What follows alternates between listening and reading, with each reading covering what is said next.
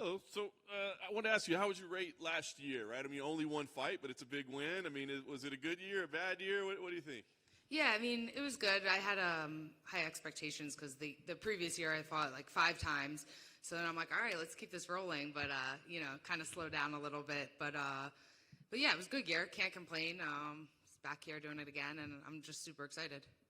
I wonder if it's, I don't want to say difficult, but I don't know, like motivation, like the division with you up at the top, right? It doesn't move much. I mean, you guys have been in that same position for a long time. Dominant champion, dominant contenders.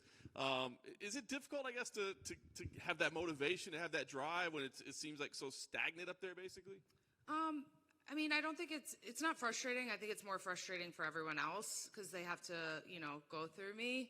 And sometimes it's just frustrating. The only problem with staying at the top so much is I'm running out of opponents to fight.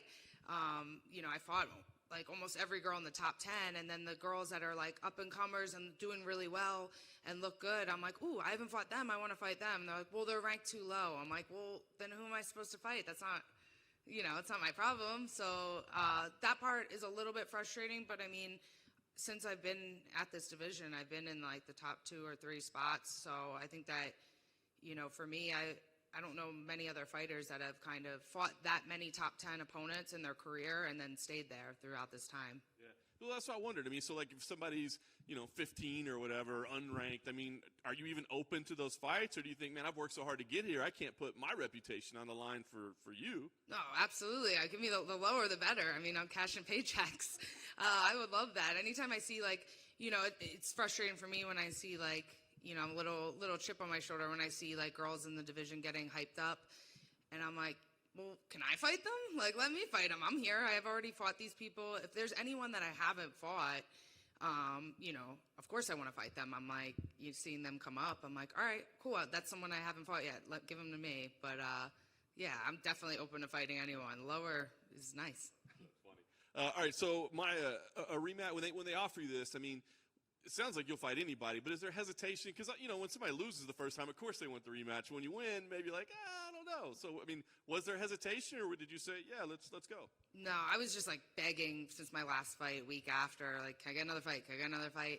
I think when they said Jennifer Maia, it was a little like, it's not like, if it's someone you've already fought and you've already beat, it's a little like less exciting. But for me, I'm like you said, I fight anyone. I don't care. And I mean, that fight was a perfect, like, I don't want to say easy fight. No fight's easy, but if I want to do a rematch, that's definitely one I like. Nice. So when you have a rematch, you win. Do you go back and really break down tape the second time around, watch, or do you go like, hey, man, I was already in there with it for 15 minutes. I know what to expect. Yeah, I've rewatched our fight one time. I mean, I probably watched it like 2 or 3 times the day after the fight, but since rebooking, I've only watched the fight one time, and it was like last week. I was like, at home on my rest day, I was like, let's watch it. I don't take much into the tape just because then I start like overanalyzing myself a little bit. And I know how I felt in that fight, and I felt really good. And that was a perfect fight for me. And my style matchup, I think, is really well for that fight. So, yeah, I watched it once just kind of because I was bored, but that's it. Do you feel like she's gotten any better? I mean, she's had some success, obviously, since then. Do you think she's gotten better, or do you see any differences? No, I don't think she's gotten any better, but that's nothing against her. She's very good. I mean, me and her have both been in the top 5 pretty much the whole time we've been here. So she has a lot of experience. She had a lot of experience before the UFC. She was doing really well in Invicta. She was kind of ahead of me at that point. And so I don't think that her skills have improved, but that doesn't mean she's not good. Her skills are already good. I think she's just kind of like an experienced fighter, and she's super well-rounded, and you have to be good to beat her. Last thing for me, they say you've been a contender forever. I mean, when you're in these fights, I mean, I know you're fighting for a paycheck, but are you thinking about like, does this get me a title shot, or my back, am I a number? I mean, do you think about that stuff, or is it better to maybe not think about that stuff? I mean, it's always in the back of my mind, but I'm also realistic. I'm a huge MMA fan. I watch all the time. Like sometimes I forget when I'm at home watching the fights. I forget that, I fight for the UFC too. I just feel like I'm such a fan of it. But yeah, I mean, I'm realistic where I know, no one's really pushing for a rematch with me for the title right now. Especially now, there's a lot of up and comers that are having really good performances. And girls that haven't fought Valentina, people probably want to see that a little bit. So obviously I know if I keep winning, eventually that shot will come again, which is the end goal. That's what I want.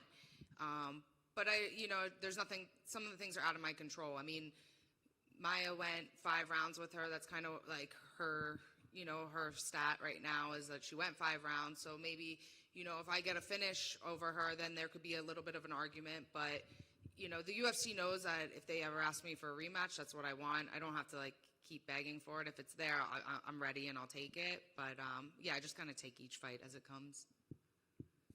Hey, Katlyn. Ooh, hey.